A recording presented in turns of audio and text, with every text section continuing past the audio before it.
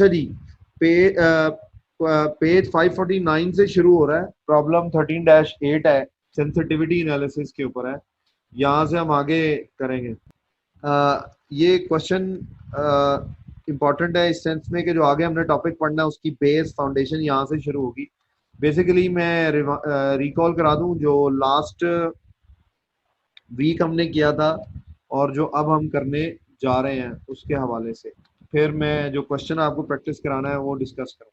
ये प्रॉब्लम है 13-8, पेज 549। थोड़ा सा बड़ा कर दें सर जी।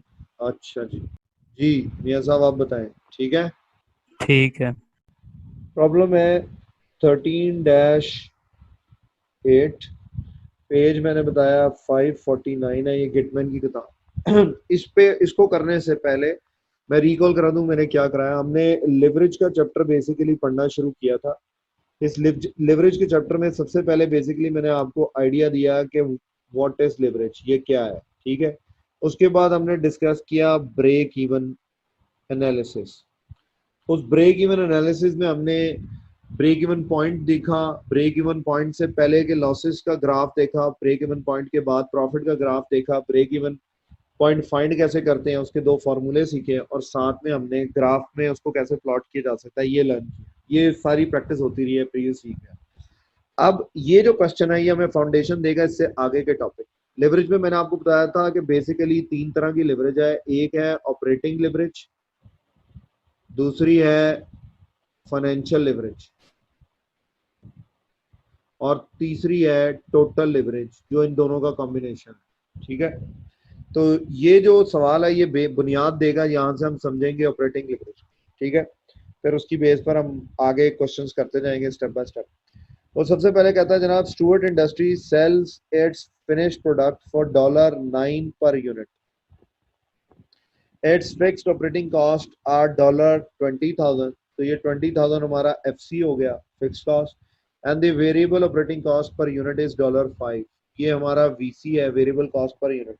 ए पार्ट में वो कहता है calculate the firm's earnings before interest and tax EBIT for sales of 10,000 units. उसने कहा जी ईबीआईटी फाइंड करें 10,000 यूनिट्स के ऊपर। तो जनाब बड़ा सिंपल सा इसका काम है। हमारे पास इनकम स्टेटमेंट का फॉर्मेट आ जाएगा। इनकम स्टेटमेंट का फॉर्मेट था सेल्स लेस कॉस्ट। कॉस्ट में 2 थी, एक फिक्स कॉस्ट और एक वेरिएबल कॉस्ट। और उसने कहा जी कि आपने 10,000 यूनिट्स के ऊपर बेस करके ये सेल्स कैलकुलेट करके आपने रिकॉर्ड करनी। तो जब हम सेल्स में से ये फिक्स और वेरिएबल कॉस्ट का डिफरेंस लेस कर देंगे तो हमारे पास ईबीआईटी आ जाएगी। ठीक हो गया, वर्किंग कर लेते हैं। यहाँ पर ये मैंने कॉलम बना लिए ताकि हम डिफरेंशिएट कर सकें। तो सेल्स के हवाले से उसने हमें बताया है कि पी $9 पर यूनिट है। तो अगर 10,000 यूनिट्स होंगे तो उनको $9 पर यूनिट से मल्टीप्लाई करेंगे तो हमारे पास सेल्स आ जाएंगी 90,000। फिक्स कॉस्ट उसने कहा जी कि 20,000 है, और वेरिएबल कॉस्ट उसने हमें बताया है कि $5 पर यूनिट है। तो इसका मतलब है फिक्स कॉस्ट 20,000 से यहाँ पर लेस हो जाएगी, और वेरिएबल कॉस्ट जो है वो 5 मल्टीप्लाई बाय 10,000 यूनिट्स, ये जो हमारी बेस है इसको हम लेंगे तो ये $50,000 हो जाएगी। तो 90,000 में से जब 20 और 50 माइनस होगा, 70,000 माइनस हो गया, तो रिमेनिंग ईबीआईटी के लिए आ जाएगा $20,000 हमारे पास वैल्यू। अब बी पार्ट में वो कहता है calculate the firm's EBIT for sales of 8,000 and 12,000 units respectively. अब वो कहता है कि जनाब 8,000 यूनिट्स के ऊपर और 12,000 यूनिट्स के ऊपर यही ईबीआईटी फाइंड करके दें। तो अब मैंने, आप अलहदा बनाना चाहें अलहदा बना लें, पर मैंने एक ही फॉर्मेट में बनाया है। उसकी रीजन है कि आगे जो सी पार्ट में हमने देख रहे हैं ना, उसको करने के लिए ये फायदा होता है कि यार तीनों चीजें आप इकट्ठी करना।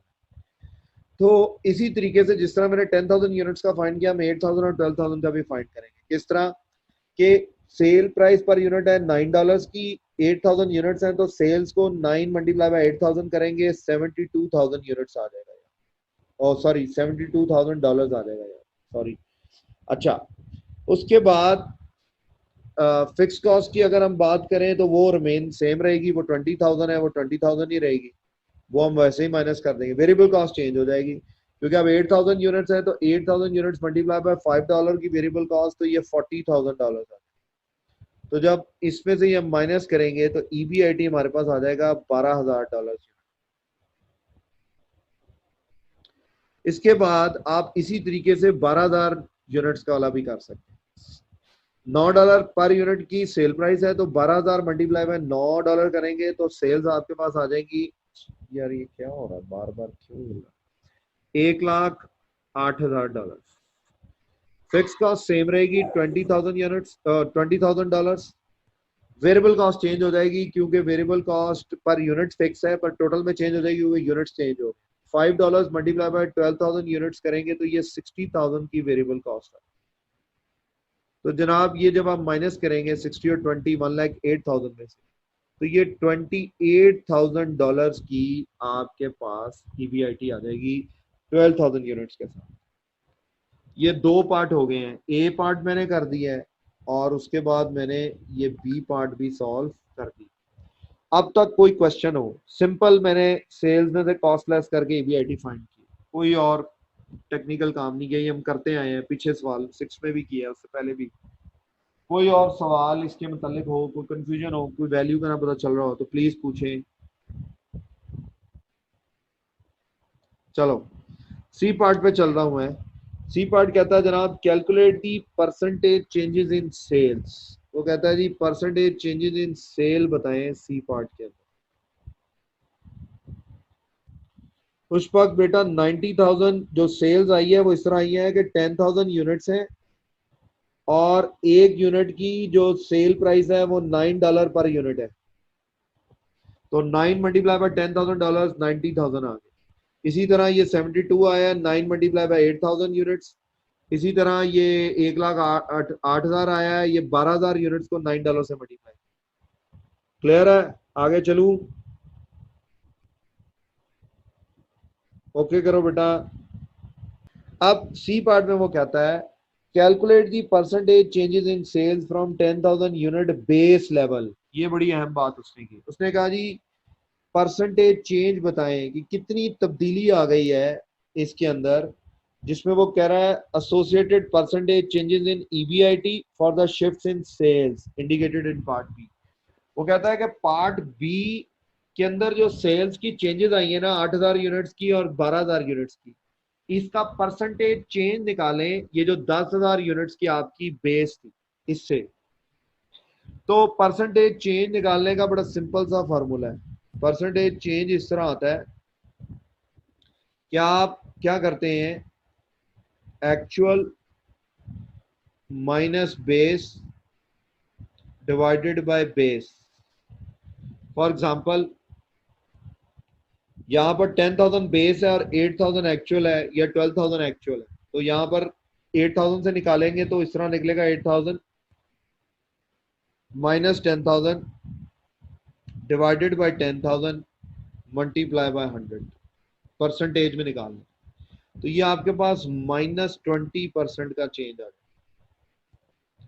इसी तरह अगर मैं परसेंटेज चेंज इस तरफ निकालना चाहूं तो एक्चुअल है मेरा 12,000 units minus base 10,000 units whole divided by base 10,000 units, तो ये आपके पास आ जाएगा जनाब +20% का change.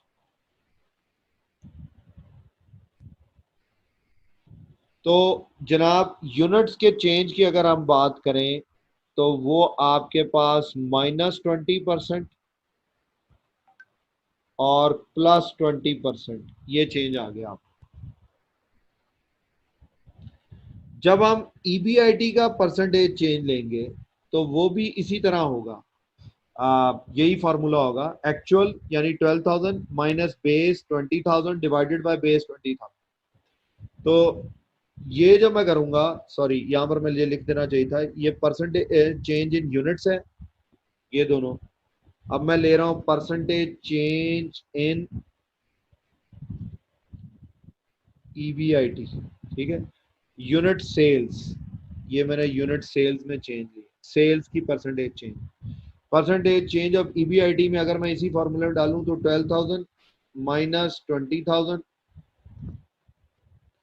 Divided by 20,000 multiply by 100 जी। तो ये आपके पास अल्लाह के हुक्म से -40% आता है। और जब मैं यहाँ पर लूंगा परसेंटेज चेंज ईबीआईटी, तो यहाँ पर होगा हमारे पास 28,000 minus 20,000 divided by 20,000 multiply by 100। तो ये आपके पास +40% का चेंज है। बड़ी सिंपल सी ऑब्जर्वेशन है, वो ये है कि जब हम बेस से नीचे की तरफ कम यूनिट्स जा रहे हैं तो 20% से यूनिट्स यहाँ पर 8,000 पे डिक्लाइन हो रहे हैं। जब 10,000 से यूनिट्स बढ़ के 12,000 हो रहे हैं तो 20% से यूनिट्स इंक्रीज हो रहे हैं। मगर अगर आप गौर करें ईबीआईटी में उससे दुगना चेंज आ रहा है, यानी कि जब हम 20% से डिक्लाइन हो रहे हैं तो ईबीआईटी में 40% का डिक्लाइन आ रहा है। इसी तरह जब हम 20% इंक्रीज कर रहे हैं तो ईबीआईटी में 40% का इंक्रीज आ रहा है। ये इस बात का इंडिकेटर है कि इस बिजनेस के अंदर ऑपरेटिंग लेवरेज एग्जिस्ट करती है। ठीक है, खैर वो अभी हम आगे फर्दर सवाल नंबर 9 भी करेंगे तो पता चल जाएगा। अब डी पार्ट में वो कहता है on the basis of your findings in part C comment on the sensitivity changes in EBIT in response to sales. बड़ी सिंपल सी बात उसने की है। ये मैंने जो सारा सॉल्व किया ये सी पार्ट है। ठीक है, अब मैं बात करने लगा हूं डी पार्ट के ऊपर। वो कह रहा है कि सेंसिटिविटी, सॉरी स्पेलिंग गलत हो,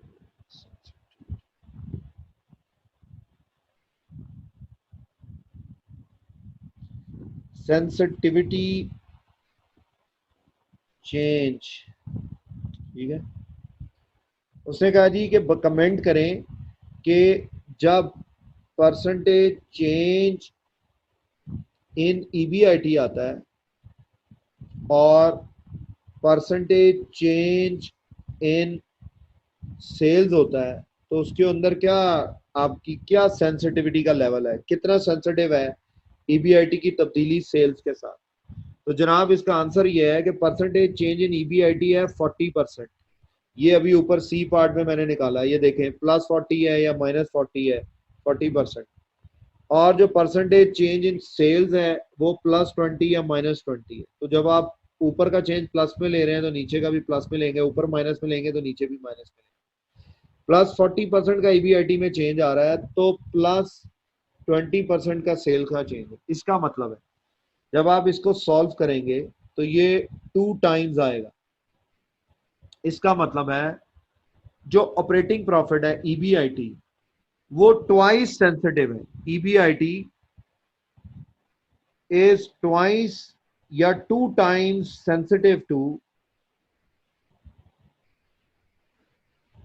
चेंजेस इन सेल्स। मीनिंग कि जब भी सेल्स में जितनी भी तब्दीली आती है, ये जो परसेंटेज चेंज है, ये जो सेंसिटिविटी है, ये हमें क्या इंडिकेट कर रही है, ये इंडिकेट कर रही है कि सेल्स के मुकाबले में जो ऑपरेटिंग प्रॉफिट है यानी ईबीआईटी है वो 2 टाइम्स ज्यादा सेंसिटिव है। इसका मतलब है कि सेल में जितने परसेंट का भी चेंज आता है ईबीआईटी में उससे दुगना परसेंटेज चेंज आता है। ठीक हो गया। और ये जो परसेंटेज चेंज का रिलेशन है बिटवीन सेल्स एंड ईबीआईटी, ये इस चीज का इंडिकेटर है कि बिजनेस के अंदर ऑपरेटिंग लिवरेज एग्जिस्ट कर रही है। उसका क्राइटेरिया यही है कि अगर ये जो सेंसिटिविटी है 1 से ग्रेटर है, अगर ये सेंसिटिविटी 1 से ग्रेटर है तो इसका मतलब है बिजनेस के अंदर ऑपरेटिंग लिवरेज एग्जिस्ट कर रही है। अगर नहीं है, लेस देन 1 है या 1 है, तो इसका मतलब है कोई ऑपरेटिंग लिवरेज एग्जिस्ट नहीं कर। क्लियर है सब लोग? कोई किसी ने कोई पोर्शन नोट करना है तो वो बता दे, मैं वो पोर्शन फोकस कर देता हूँ।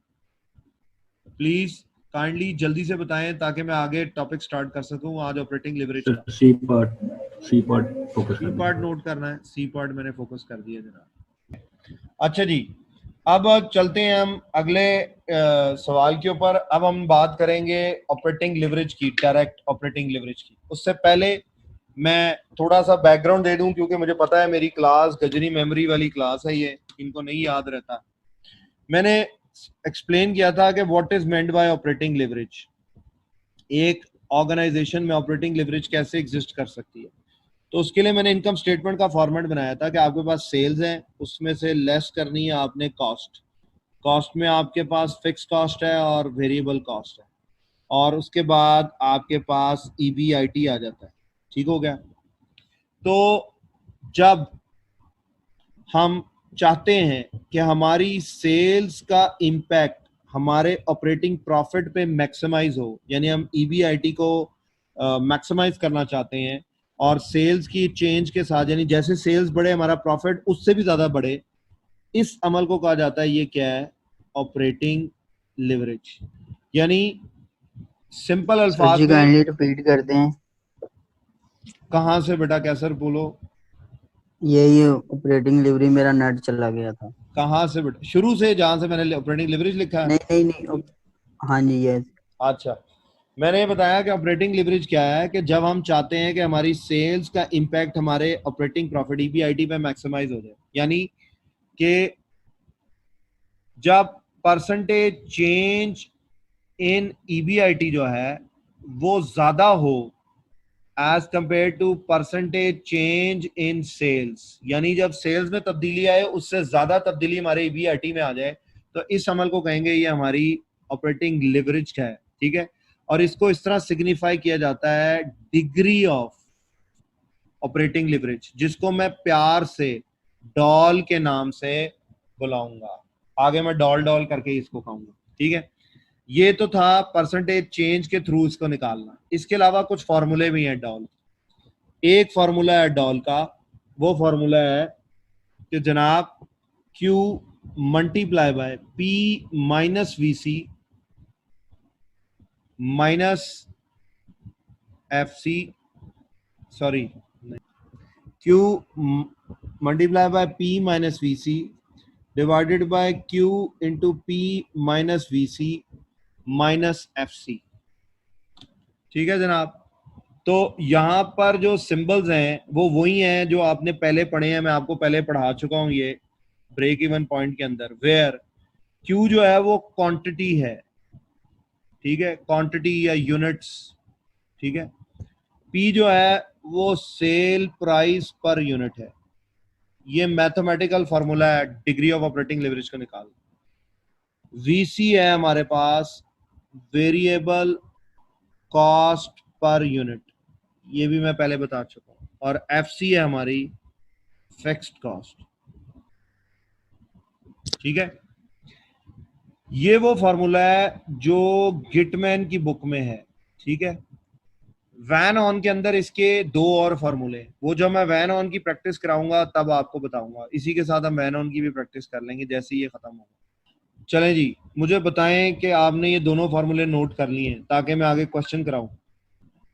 चलें जी, मैं स्टार्ट करने लगा हूं क्योंकि किसी ने नहीं कहा कि इसे नोट करना है। तो जनाब ये है प्रॉब्लम 13-9। ठीक है। बुक में आपको मिल जाएगी, इसका पेज है 550 गेटमैन की। क्वेश्चन में वो कहता है जनाब grey products has an fixed operating cost of $3,80,000। Fixed operating cost का मतलब है ये हमारी FC। Variable operating cost of $16 per unit यानी VC, and a selling price of $63.5 per unit. तो ये हमारी P है, selling price per unit. Calculate the firm's EBIT at 9,000 units, 10,000 units, 11,000 units respectively। अब आप देखें कि ये बिल्कुल वैसा ही सिनेरियो है जैसे पिछले सवाल में मैंने आपको बताया कि आपने 3 लेवल्स के ऊपर बेस करके EBIT फाइंड करनी। तो उसी तरह फॉर्मेट बना लें कि आपके पास सेल्स हैं, सेल्स में से आपने लेस करनी है कॉस्ट, कॉस्ट में आपके पास है फिक्स कॉस्ट और वेरिएबल कॉस्ट, उसके बाद आपके पास आ जाएगा EBIT। 3 लेवल्स बना लें, 9,000 यूनिट्स, 10,000 यूनिट्स और फाइनली 11,000 यूनिट्स।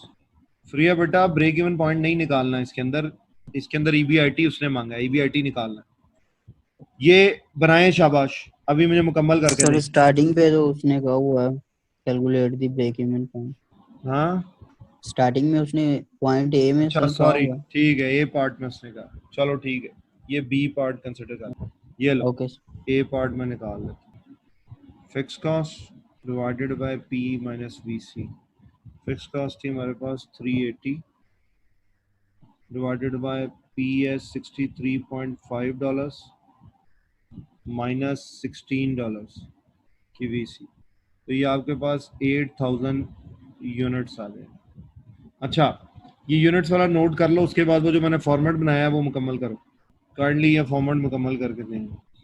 फ्री है बेटा, शाबाश। कोई एक बच्चे के अलावा मुझे किसी का नहीं आया। ओके, किया नहीं अभी तक सॉल्व। किसी के आगे अगर क्वेश्चन नहीं है तो मैं क्वेश्चन भी फोकस कर देता हूँ। हाँ जी, जिन्होंने किया है फिगर्स लिखवाएं। 9,000 यूनिट्स के ऊपर सेल्स कितने की होंगी? 5,71,500। 5,71,500। ठीक है। फिक्स कॉस्ट है Yes. 3,80,000, वो तो तीनों में सेम रहेगी। वेरिएबल कितनी है? 1,44,000। 1,44,000। Yes sir. तो ईबीआईटी कितना आएगा? 47,500 सर। आ गया, ठीक है। इधर से 10 अपना जो 1,000 यूनिट्स हैं उसके ऊपर 3,35,000 6,35,000। सेल्स आ गई। 6,35,000। 6,35,000। 380 की फिक्स कॉस्ट लेस होगी। वेरिएबल कॉस्ट कितनी आई है? 1,60,000। 1,60,000। ठीक है, ये माइनस करने के 95,000। शाबाश, 95,000 का हमारे पास ये आ गया। उसके बाद 11,000 यूनिट्स के ऊपर ये आ जाएगी कोई 7 लाख समथिंग। सेल्स कितने की हैं? 6,98,500। 6,98,500। 98,500। 6,98,500। 3,80,000 की फिक्स कॉस्ट। उसके बाद वेरिएबल कॉस्ट आपके पास आएगी, अल्लाह भला करे, 1,76,000 में। 1,76,000 की सर। 76,000। 17। जी जी ठीक है जनाब, ठीक जी। ईबीआईटी आ जाएगी $1,42,500।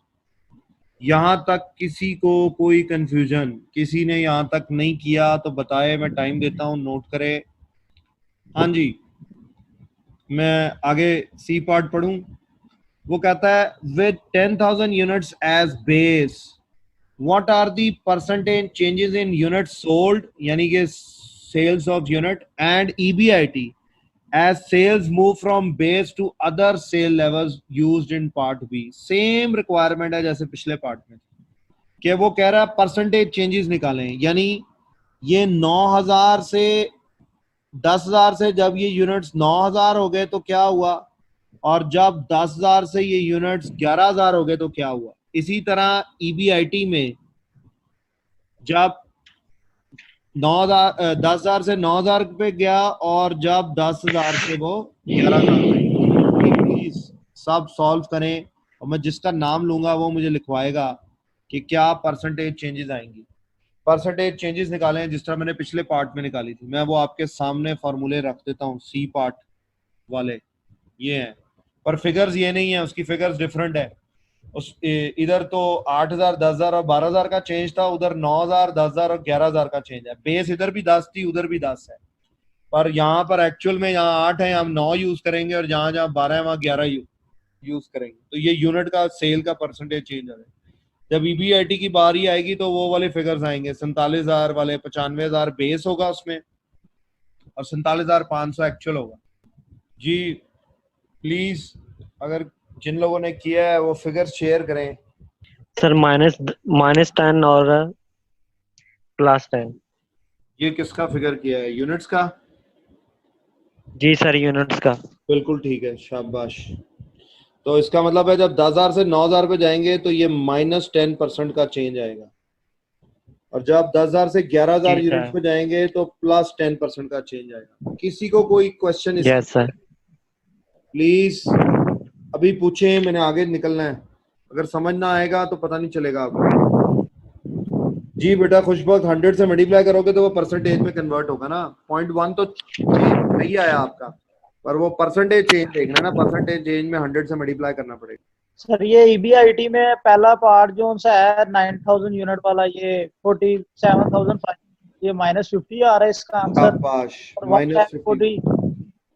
42,500 का +50% आ रहा है। जी बिल्कुल ऐसे ही है, शाबाश, यही आएगा आपका परसेंटेज चेंजेस में, यही आएगा। ये मैंने सी पार्ट है, ये जो परसेंटेज चेंजेस है ये आपका सी पार्ट है, ठीक है।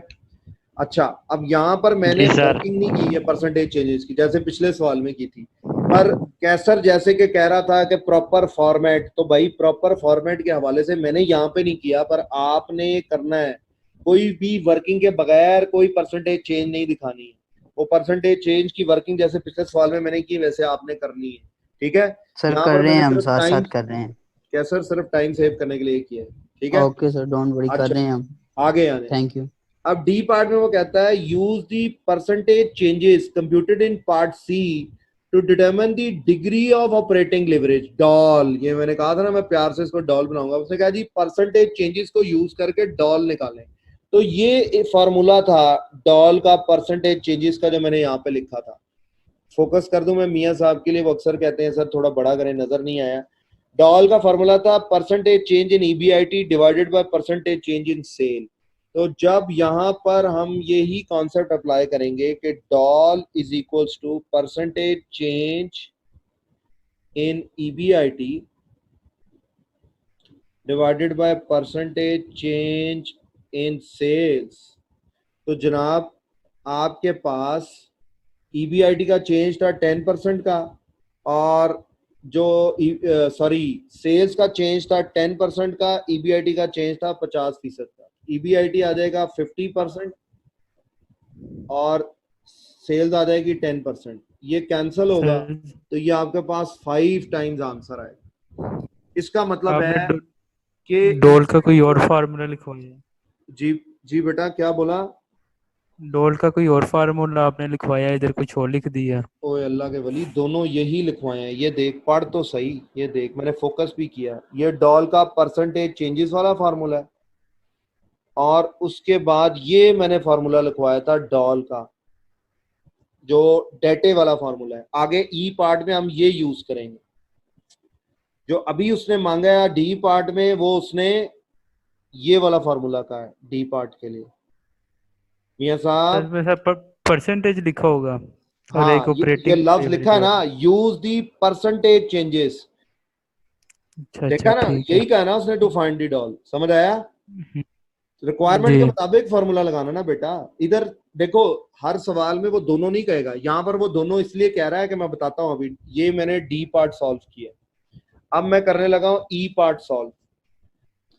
वो ई पार्ट में कहता है use the formula of degree of operating leverage to determine the DOL at 10,000 units. अब वो कह रहा है 10,000 यूनिट्स को बेस बनाकर डॉल का फार्मूला यूज करें। ये देखो मैंने 10,000 यूनिट्स यहाँ पे लिखा। अब वो फार्मूला यूज होगा जो मैंने लिखवाया था, Q into P minus VC whole divided by Q into P minus VC minus FC, यानी 10,000 units into sale price per unit. Sale price per unit 63.5 है, ऐसे ही है ना, माइनस वेरिएबल कॉस्ट है $16, होल डिवाइडेड बाय फिर 10,000 units into P 63.5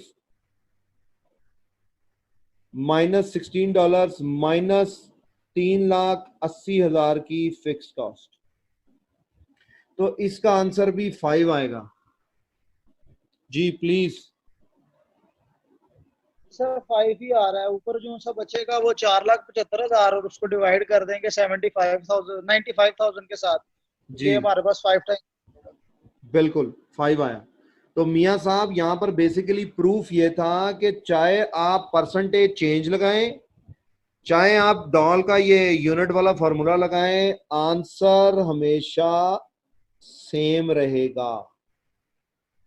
सिर्फ सवाल sir की जब सिचुएशन वो पे। बोलेगा परसेंटेज वाला फॉर्मूला लगवाए तो फिर ही हमने लगाना। हाँ, जब वो जॉन सा कहेगा वो लगाना है, अगर वो कुछ नहीं कहता तो दोनों में से जिसका डेटा अवेलेबल है वो लगा के डॉल निकाल सकते हो। पेपर में 99% ऑफ द टाइम ये वाला फॉर्मूला आता है, ये जो ई पार्ट में मैंने लिखा है, ये निकालना होता है। ठीक है, समझ आ गया ना? इसमें आप लोगों ने, अब आप लोगों का होमवर्क है 13 होमवर्क है जनाब, प्रॉब्लम 13-10 पेज 550 पे ही है ये। इसका सलूशन आपने करना है, मैं डिस्कस करूंगा। इसमें जो ग्राफ वाला पार्ट है ना, सी पार्ट और डी पार्ट, ये आपने नहीं करना, ये मैं डिस्कस करूंगा। आपने सिर्फ ए और बी पार्ट करके लाना है, सॉल्व करके लाना है। ठीक है, समझ आ गई है सबको? Yes sir. चलो ठीक है, फिर मैं ये वो स्क्रीन शेयर कर दूंगा, ये जो सारे सॉल्यूशंस हैं। बाकी वीडियोस जिनके पास आ गई हैं उनसे आप लोग वीडियोस भी ले सकते हैं। तो थैंक यू, आज की क्लास यहीं पे है, बाकी फिर कल इंशाल्लाह ताला आप लोगों से मुलाकात हो इसी टाइम इसी जगह।